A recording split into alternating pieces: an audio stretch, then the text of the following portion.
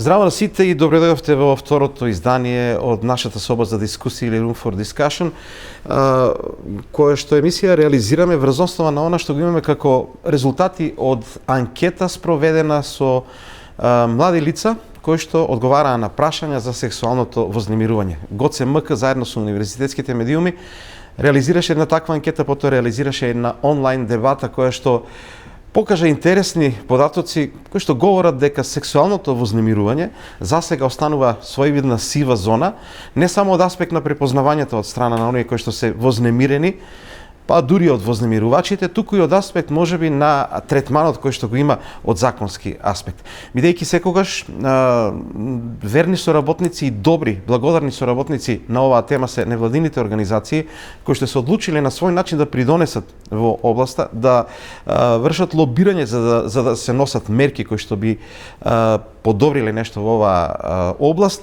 Ние одлучивме во оваа емисија да разговараме со представник токму од невладиниот или граѓанскиот сектор, а ќе имаме и размислување од правната фела, бидејќи станува збор, како што рековме, за нешто што треба да има и правен третман, односно оние кои што вознемируваат треба и да одговарат. Со нас во студиото на нашата соба за дискусија денеска е Дороти Пачкова од невладината организација Една може, која што исто учествуваше и во нашата дебата онлайн во ова време на корона, се разбира, само онлайн. Денеска веќе бидејќи ситуациите се поинакви, на Дороти посакувам добре дојде во нашето студио. Дороти, здраво. Здраво, добро ме најдов и благодарам за просторот кој го возможувате и што токму се нафаќате да работите на ваква сензибилна тема.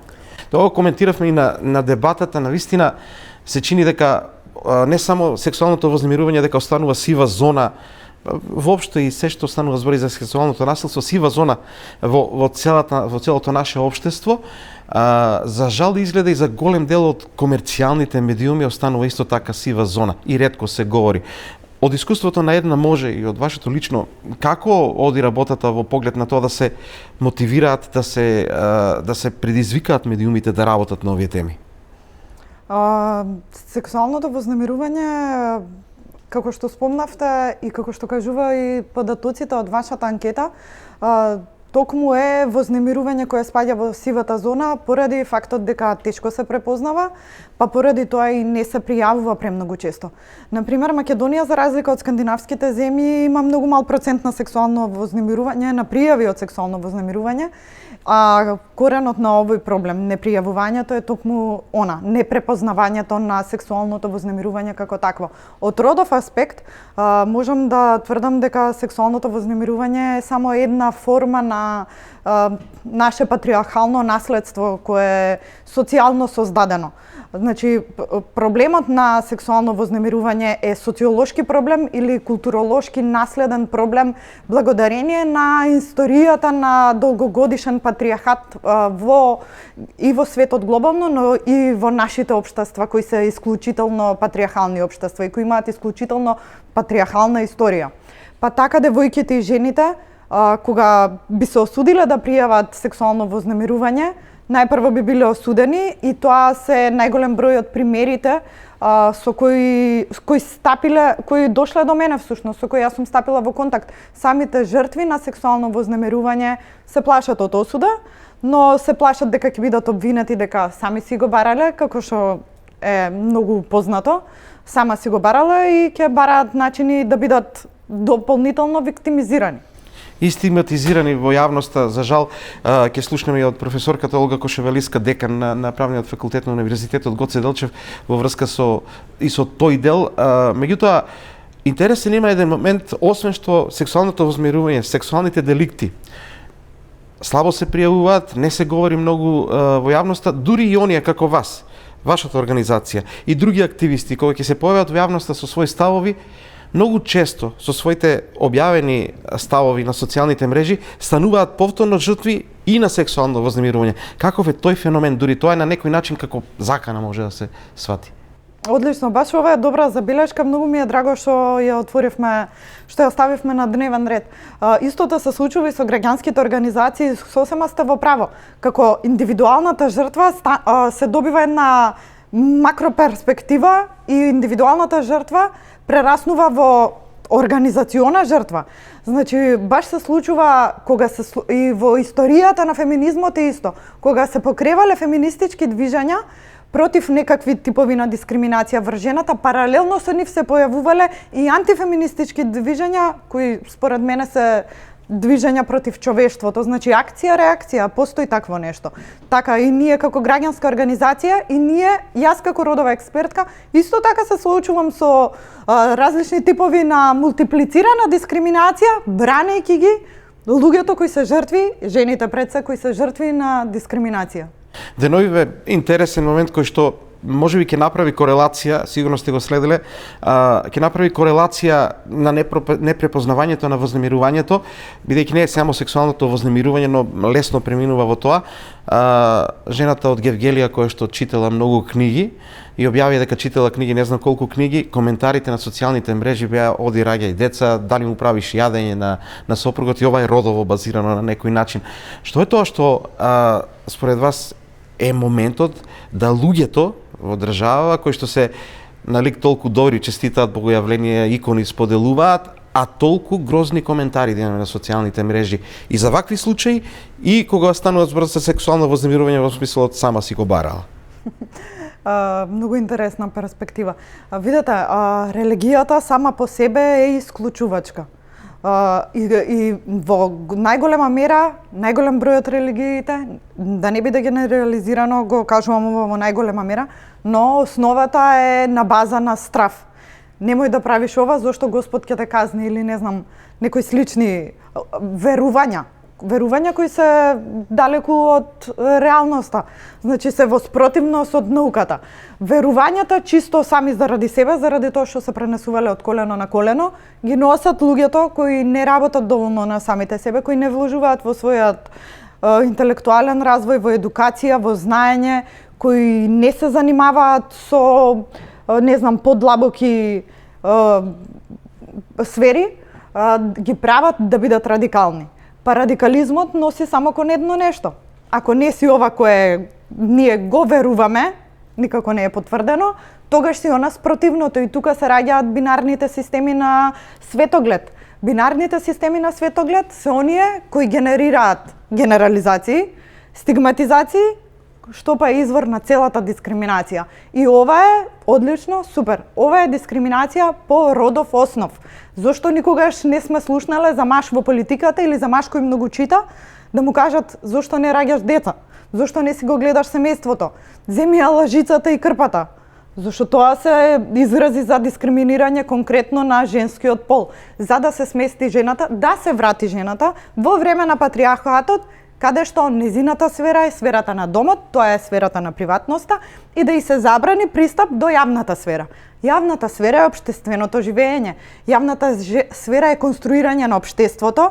Јавната сфера е како ние сме родово рамноправно или родово нерамноправно во нашиот случај општество. Да, и од родовата нерамноправност очигледно доаѓаат и сите овие случаи и сексуалното возмирување, но многу и во високото образование, за што подоцна во емисијава ќе говориме. Рековме дека веројатно сите се согласуваат дека треба да има казни, треба да има одговорност, меѓутоа се чини, и тоа ќе го слушнеме од професорката Кошевалиска во првиот дел кој што од неја ќе го видиме во оваа емисија, се чини дека за сексуалниот криминалитет има одговор кривичниот законник, колку ефикасно судството е друга работа. Меѓутоа за сексуалното вознемирување, кое што е и на социјалните мрежи и поинаку, како уште да е во сивата зона во поглед на правната регулатива и се чини дури и таму не се препознава. Да видиме што ќе ни каже професорката Кошевалиска на оваа тема, па потоа ќе прокоментираме.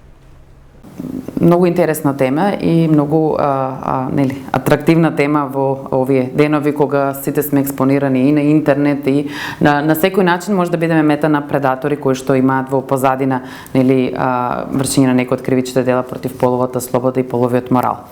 Кривичниот законник ова прашање го регулира на неколку начини. Зависи првично од возраста на жртвата. Значи ако станува збор за жртва која што е над 18 години, тогаш е облюба со злоупотреба на положбата. Зависи нели и од тоа која е позицијата на сторителот, дали во која позиција се наоѓа, дали ја злоупотребува својата положба или злоупотребува позицијата на подреденост или зависност на жртвата од него. Исто така во кривичниот законник е инкриминирано и посебно како квалифицирано дело, доколку сторителот е во позиција на наставник, воспитувач, лекар, професор или во некоја роднинска врска со жртвата, која што во овој случај би била од 14 до 18 години и за ова кривичниот закон предвидува казна затвор од најмалку 10 години.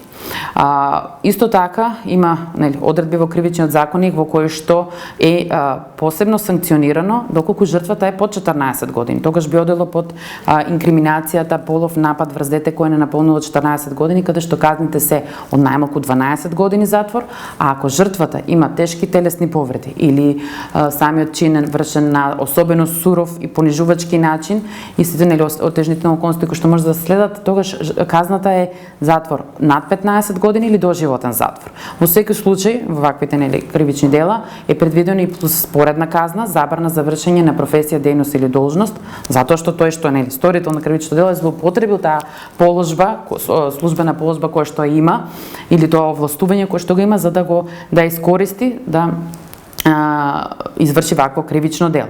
И секако доколку кај жртвата постои постојан отпор, во смисла активен отпор, тогаш би се подведело и под можеби во конкретниот случај би можело да се подведе и под кривично дело силување, кое што е предвидено во член 186 од КЗ и зависи од околностите. Ако е извршено со уцена, односно ако сторителот тоа го направил со закана дека ќе изнесе по жртвата лични семејни неприлики, нешто што би го нарушило незиниот углед, честа, моралот и тогаш би било може да се подведе тој случај под оваа инкриминација. Зависи се од околностите во случајот. И сега со оглед на тоа дека во последно време се повеќе со појавата на социјалните мрежи, сексуалното вознемирување, па и напад може да се каже на социјалните мрежи, зема огромен замах. А барем во кривичниот законник се уште нема одредби кои што ја третираат таа област. Како всушност се менува кривичниот законник? Како доаѓа до ситуација и тие дела да бидат опфатени? Во случај кога е дете под 14 години, кривичниот законник има предвидено бидејќи станува збор за деца под 14 години, значи ако ги намамува на облюба, користејќи ги социјалните мрежи, користејќи било кој начин на комуникација, во смисла на компјутерска комуникација или слично, за да може да бидат опфатени и за нив е предвидена казна затвор од 1 до 5 години. Ако не се случила облюбата, ако се случила облюбата и би одела и другата инкриминација во прилог, значи би биле две дела во стек. Тоа е тоа што деканката на правниот факултет на Универзитетот Гоце Делчев имаше да ни каже во врска со овој законски аспект.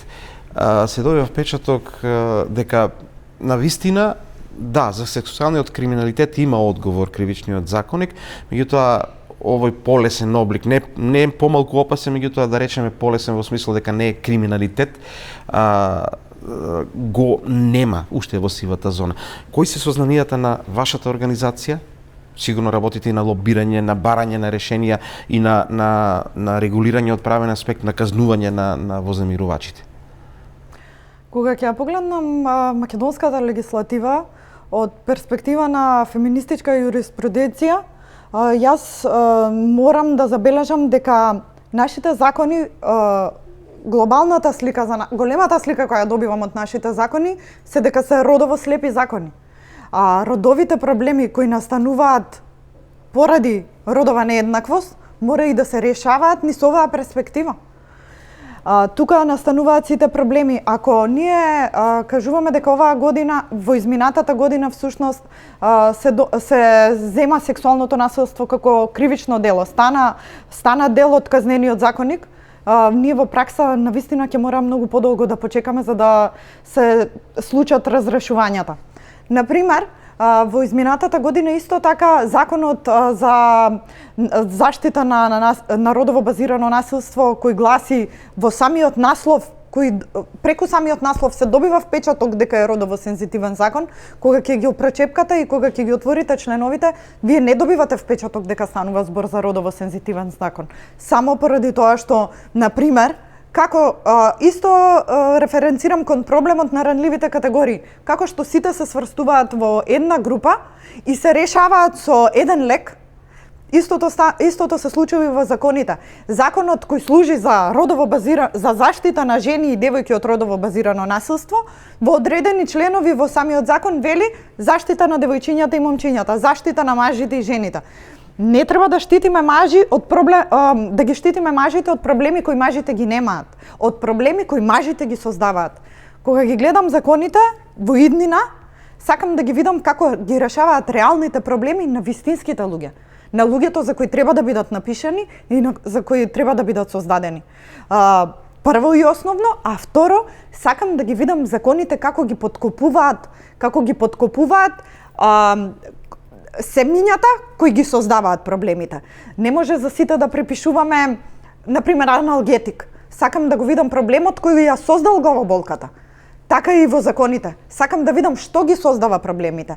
А проблемите од родовата еднаквост, како родов експерт, одговорно тврдам дека ги создаваат оние кои се на позиција на моќ, на единствена позиција на моќ.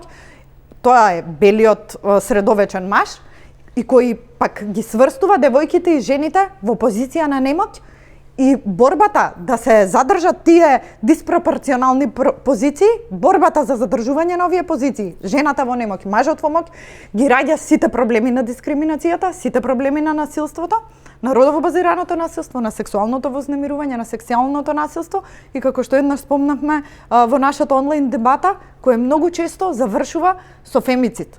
Фемицид е убиство само поради фактот дека убиената е жена. Зошто имаме такви закони? Каде е грешката, бидејќи сите власти, апсолутно, од постоењето на нашата самостојна држава, од 30 на години и повеќе веќе, сите власти велат, ги консултираме оние кои што работат, ги консултираме граѓанските организации, од праксата ги правиме законите од проблемите, а не се добива таков печок. Дали тоа е само проформа дека се консултираат? Вас ве консултирале ли некој како организација во врска со носење на закони? Многу се согласувам со тоа дека од самото постоење на нашата држава, секој кој дошол до сега на власт, се фали на некој начин, дека се консултирани експертите и дека е консултиран невладиниот сектор, кој пак е во директен контакт со луѓето кои ги имаат овие реални проблеми и кои немаат решение на истите, за жал. Но да, генерално е консултацијата на ниво на параван. Ако има неколку видови на учество, ние како луѓе, потоа како експертки и како жени и како некои кои се директно инволвирани во оваа проблематика и како невладин сектор сме консултирани, за жал, се уште и после 30 години на ниво на параван. Ние сме поканети да учествуваме, поканети сме да го кажеме својот став, поканети сме да дадеме мислење, но кога станува збор за суштинско учество, во смисол дека ние ги креираме политиките, многу голем дел од невладиниот сектор е дел од работните групи за креирање на закони, тоа е вистина, но како на крајот се изборуваат и кој од невладиниот сектор се во работните групи за пишување закони е она кое треба да се запрашаме сите. А имам еден баш интересен пример. Во 2018 година добив покана за работна група за пишување на закон за семејство, за новиот закон за семејство, со тоа што ништо повеќе од поканата не добив. Еве 2021 година излезе новиот закон за семејство, кој беше назначено дека морал да помине преку скратена постапка. Никогаш не дознав зошто јас како член на работната група не бев повикана. Тоа што го застапувавме и лобиравме со години назад како граѓанска организација, која требаше да биде вметно во овој клучен за нас закон, не беше случајно. Најверојатно доволно било само да кажат ги поканивме, а не се потрудивме да дојдат, претпоставувам. Но да одиме во сферата на она што е можеби најголемиот проблем, освен недобрите закони, неквалитетни закони кои што не одговараат на реалноста, најголемиот проблем е непријавувањето. Воопшто, на сите форми на насилство, пријавувањето оди многу тешко и нашата анкета која што се однесуваше за високото образование говори дека најголем дел не ни препознаваат и најголем дел велат би пријавиле, ама имаме многу малку пријави. Не само високото образование за вознемирување, воопшто имаме малку пријави.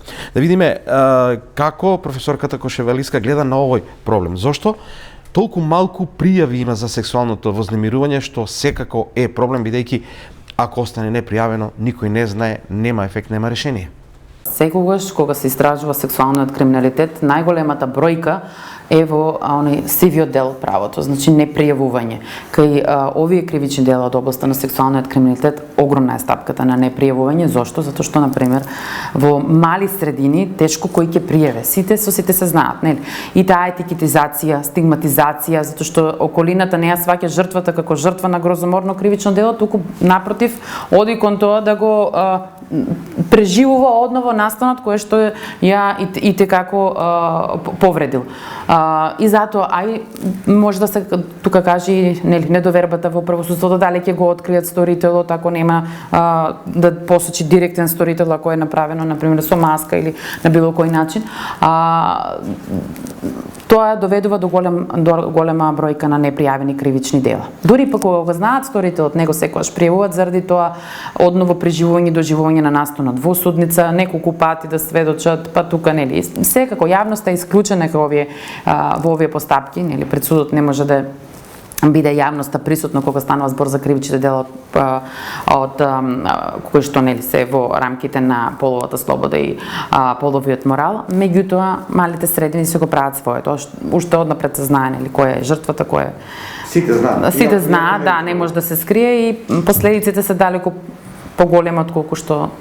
Праксата од следењето на судските случаи, сигурно имате некои сознанија, колку се тешки овие случаи во поглед на доведување до крај, колку е ефикасен судот? Ако почне постапката во овие кривични дела, нели, секако кривичните постапки секогаш се итни, меѓутоа во овие случаи бидејќи претежно се притворски предмети, сторителот најчесто оди во притвор, да не го повтори делото, да не го доврши делото, да не влијае на сведоците, значи различни се основите, меѓутоа се итни и секогаш имаме висока стапка на осудуваност. Многу често е висока стапката на осудуваност, што, нели, ако ги прашате одбраната ќе речи дека, знаете, голем е притисокот и од јавноста врз судот да секогаш донесе осудителна пресуда. Оти некогаш може да се каже дека, нели, одбраната ќе рече дека жртвата и придонела кон овој чин на наводно силување. Значи, нејзиниот придонес бил значителен во однос на затврстувањето на волјата на сторителот да започне сексуален однос со истата. Сега, нели, зборувам доколку жртвата е женско, меѓутоа можни се, нели, секакви животни ситуации. Али постапките генерално во судовите, може да видите и од Завод за статистика, секогаш претежно се со осудителни пресуди и претежно се со големи затворски казни, што е, нели, и за пофалба да го одвртат они од намерата кои што имаат да го сторат ова кривично дело, да не го сторат, знаејќи дека постои сериозна казна. Да не заборам само да кажам дека 2012 година имаше еден проект на тогашната влада во однос на педофилијата, во однос на оние кои што извршиле полов напад врз дете кој е наполно 14 години, но и оние категорија од 14 до 18 години, оние кои што имале не согласен однос со овие деца. Имаше регистар на педофилија, ако се сеќавате, до кој што може да пристапи секој граѓанин и да може да види. И беше дискутирано во однос на заштита на лични податоци, заштита на приватноста и се слично кое што водеше репрекусии. Пред неколку дена проверив, страната не функционираше. А што беше замислата на овој регистар? Дека може секој да провери кој од неговата општина е осудуван за ваквите кривични дела и едноставно доколку го види во близина на градинка, на игралиште каде што има деца, во близина на училиште, да пријави до полицијата дека ова лице е блиско до установа која што може да... А не функционира во моментот? Не функционира. Еве, интересен овој последен дел и поврзано со тоа, нели, ние имаме закони, не функционираат како што треба, не се спроведуваат. Имаме страница за регистар на педофили, не функционира повторно. Како можеме да очекуваме да се подобрат работите ако ги правиме работите кампански? Ќе кажем имаме регистар, а сега го нема. Навистина е жално што е така, но функционалноста на законите секако зависи и од нивното настанување. Пак ќе се навратам, значи самото настанување и нефункционалноста во изминативе 30 години е од неучеството, од невклученоста, од немањето пристап на самите жени за кои е создаден законот за да ги заштити од родово базирано насилство, од сексуално вознемрување и од сексуално насилство, од невклучувањето во самото создавање на закони. Не требаат податоци од терен. Нашите закони мора да извираат од долу, од самите целни групи за кои ги создаваме, за да бидат заштитени. Ако не извираат податоците од целната група, ако не извираат податоците од емпириските истражувања, ќе останат и ќе бидат само мртво слово на хартија. Интересно е, насловите кои што се однесуваат на сексуалното вознемирување и насилство најчесто се: само 1 од 10 жени би пријавила насилство во полиција. Сите сакаат да пријават, ретко се пријавува. И факт е дека голем дел од случаите остануваат непријавени. Долги години се говори како да се мотивираат, како да се подобри тој процент на пријавување, успехот го нема. Зошто? Што се случува? Како да ги измотивираме луѓето да говорат, жените да говорат? Жртвите, ајде. Според мене голема е мотивацијата да се зборува, но малку е она кое се прави после зборувањето за да се заштитат жените. И се обесхрабруваат. И се обесхрабруваат многу јасно заради тоа што недовербата во институциите, недовербата во државниот сектор е многу голема и немањето на решение. Значи, жртвата ако пријави сексуално вознемирување, кое на пример се случува во домот, каде ќе оди после тоа? Како ќе го решат овој проблем? Ова е проблем на сиромашните општества многу поголем отколку проблем на богатите општества. Не дека не се случува таму, но таму има лесни решенија. Кај нас во едно сиромашно општество кај што ни се доведени во прашање елементарните права и слободи, е многу потешко да ги решаваме овие проблеми. Прво е тоа што државата не нуди соодветни решенија на овие проблеми, но друго е и тоа што, како што спомнавме на почетокот, имаме културолошко наследство кое не убедува дека сама си го барала, сама си виновна, дека треба да ведната глава сабија не ја сече и некои такви изрази и изреки кои ги влечеме со години и веќе станува збор дека за трансгенерацијско наследство кое ние си го носиме и сега треба да го освестуваме, да го решаваме и да ги мотивираме идните генерации да се соочуваат со ова и да генерираат нова пракса едноставно, нова пракса на социјално, на солидарно живење во едно општество кое би било родово рамноправно. Дали е надежта во новите генерации со оглед на тоа дека условно речено по старите генерации, условно речено она што е закоравено во нашето општество не попушта?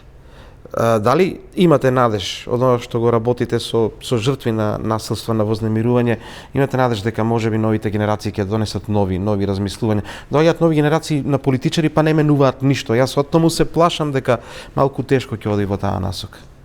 Да, а како некоја која е во контакти со новите политичари, баш моите надежи лежат во тоа дека од прангите на патриархатот ќе не ослободат новите генерации, посебно ако има поединци кои им даваат добар личен пример. Мене ме радува тоа дека има поединци кои даваат пример во пракса, и она кое можам да го кажеме дека искрено се надевам, но и се заложувам во секојдневното мое живење и работење и професионално и приватно да се намножуваат. Буквално да се намножуваат луѓето кои преку личен пример на работење и на приватно и на кариерно живење мотивираат други луѓе да одат по тој пат. Заради тоа што кога ќе се зголеми бројката на оние кои се свесни за овие работи, така како се зголемува бројката на свесните, ќе се намалува бројката на несвесните. За жал, досега не се покажуваат такви ефекти и за жал ми се чини голем дел од граѓанските организации се изморуваат после одреден период. Очигледно дека треба многу повеќе лобирање, многу поголем притисок. Лесно ли е да се работи на еден таков начин, бидејќи, пак реков, понекогаш на некој начин лицемерна е таа понудена рака од властите, само заради одредени поени во моменти пред избори ќе кажат ќе се залагаме. Како да се препознае тоа, бидејќи ми се чини дека граѓанскиот сектор без поддршка однадвор не може ни да успее. А многу често во нашава држава доаѓаат ситуации кога се повлекуваат сите тие донатори, не оставаат сами, тогаш губиме се. Дали можеме да направиме една база во која што поуспешен ќе биде тој граѓански сектор, поуспешен? Успешен од аспект да има сигурност некоја за да ги работите кои што се потребни. И моето искуство низ последниве 7-8 години работење во невладиниот сектор, за жал зборува за истите начини на кои се дискриминираат жените, истите начини ги користат и самите граѓански организации за меѓусебно да се дискриминираат и девалвираат.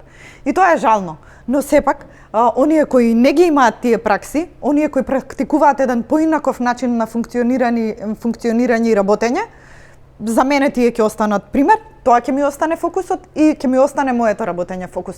Тоа што јас можам да го направам, а не тоа што сите 9 други околу мене го прават, ако не го прифаќам. Дефинитивно ни треба поддршка и на нас како граѓански сектор, ни треба константна поддршка, не адхок поддршка како што е праксата супер како што забележа. Ни треба поддршка за да ние можеме да бидеме пример и ни треба уште повеќе некој посилен грб од надвор за да можеме ние да ги диктираме условите на играње. Кога нашите услови би биле еден еколошки однос, еден еколошки чесен и фер однос кон самата работа, такви би биле работните групи кои ги конституираат законите, такви би биле јавните расправи во парламент кои ги организираме, такви би биле резултатите, а резултатите се самите закони и самите начини на функционирање на општествената заедница, би ги исполнили институциите со луѓе кои не се корумпирани, кои не се дојдени на позициите поради непотизам и поради партиска книшка. Драго ми што говориме не она како што долги години се говори, социјалните служби треба повеќе да работат, мислам детектирани се многу работи, драго ми е што говориме во една друга насока, бидејќи битно е да се лобира кај оние кои што ги носат законите. Многу е важно и личниот пример е битен. Бидејќи ние говоревме во нашата анкета и за сексуалното вознемирување во високото образование и во образованието воопшто, бидејќи таму има позиција на моќ, таму има секакви можности и таму има вината да се префрла на други, да видиме што нашата професорка има да ни каже во оваа област, бидејќи и во високото образование навистина останува сива зона, останува непријавување, останува многу нејасни моменти. Да го прокоментираме ова, да видиме прво професорската Кошевалиска со она што има да каже на оваа тема. Ако станува збор за облюба, ако веќе е реализирана облюбата, тука веќе институцијата на високообразовната институција нема своји ингеренции. Тоа е во надлежност на обвинителството. Ние не можеме да бидеме паралела на она кое што ќе го преземе, она институција која што матично треба да го преземе кривичниот прогон, доколку жртвата пријави. Вие убаво кажавте. Значи, ако не е во зоната на сивото, не секогаш самото барање на настанок нема да се пријави, доколку има и облюба, и самата облюба нема да се пријави. Ако се пријави, тогаш има институции кои што се надлежни, бидејќи ова се екс официо дела кои што се во надлежност на службена надлежност на јавниот обвинител да гони, не се по приватна кривична тужба каде што се зависи од волјата на жртвата дали ќе гони или нема да гони. Значи ова е во рамките на јавното обвинителство, секако доколку постојат докази. Не секоја пријава и кој ќе стигне до јавното обвинителство се процесуира во судска постапка, затоа што кога ќе се приберат и изјавите од сведоците, доколку ги има, може да се види дека жртвата е тенденциозна. Жртвата намерно понудила, не секогаш, да не ги бранам професорите од позиција на професор, меѓутоа треба секогаш да се сослушаат двете страни пред да се тоа актуализира, зашто јавната осуда е посилна од судската осуда. Тоа ќе остане во сеќавање уште многу години, а може да нема никаква судска завршница, односно делото воопшто да не се процесуира, а она што останало во етер, за секојаш ќе остане во етер. Во тој контекст беа и предметите отворени околу професор на економскиот факултет во Скопје во 2012, чинам дека беше, за кој што не знам да има судска завршница. Сепак, очигледно е дека што ми имаме вакви недоумици, општо, потребно е нешто да се работи во поглед на системот на детектирање и на третман на ваквите пријави, затоа што рекавте, ако излезе во јавност, веќе штетата е направена, дури да нема потоа пресуда, штетата на личноста е направена. А некој може некој навистина може тенденциозно, неколку пати не успел да положи испит. Едноставно тоа е толку лесно да срушиш нечија кариера за миг. Затоа треба да се биде предпазлив. И новинарите, и обвинителство, и полиција, сите кои што ќе дојдат до допир со премето, треба да биде навистина тоа правено со почитување на сите норми и стандарди. Инаку секогаш кога станува збор за сексуален криминалитет мора да се оди и кон заштита на личните податоци, значи не може да се оди со имиња и презимиња или нешто што води кон индиректна идентификација на можниот сторител или можната жртва. Тоа треба да биде секако правено во многу завиена форма за да не се нели, додека дојде до правосилна судска одлука. Ако имаме веќе правосилна судска одлука, тогаш предметот е завршен, тој е виновен и тука се други околностите, но ако додека немаме правосилна судска одлука, не може да се оди кон тоа јавно да се осуди сторителот без да се судот да каже дали тој е виновен или не. Да, тоа постои суд. Да. Еве пак ова што го кажа професорката Кошевалиска, да, ја отсликува состојбата во нашиот образовен сектор, на вистина од секојаш ги има тие дилеми, барал професор сексуална услуга за оценка, не студентката го барала или слично, и тоа останува на некој начин така. Овде професорката говореше, нели, да, треба да има судска пресуда и на вистина е тешко да се обвини некој и да му се уништи кариерата, но од друга страна можеби па некој го користи тоа што е тешко за да се крие под сето тоа. Како овде да се придонесе да бидат подобри работите, бидејќи на вистина да, Скопје имаше, професорите беа обвинети, дали завршница нема сето тоа, како гледате на овој дел, бидејќи ова е на вистина еден дел од сексуалното вознемирување кој што останува во сива зона, пак би рекол. Во времето кога јас студирав, иако не бев дел од факултетот каде што беа спомнати професорите, за жал, девојки од моја генерација кои го учеа основното образование со мене беа дел од предавањата на професорите кои беа таргетирани како професори кои го правеле овој тип на дискриминација. Јас никогаш нема да ги заборавам зборовите на мојата другарка од основно училиште, кога ми објаснуваше дека мора да оди со ролки на факултет и кога времето е топло, само поради тоа да не предизвика било какви реакции од страна на кои би биле од страна на професорот. За мене искрено тоа беше незамисливо и се уште е незамисливо, посебно дека го дискутираме во времето кога јас бев дете и сега во времето кога моите деца одат на училиште. Вакво нешто е недозволиво и како општество мораме да бидеме воопшто нетолерантни кон овие типови на однесувања. Посебно заради тоа што не знам дали знаете, но историјата на семејното вознемирување и на префикањето на терминот на сексуално вознемирување почнува од самите универзитети.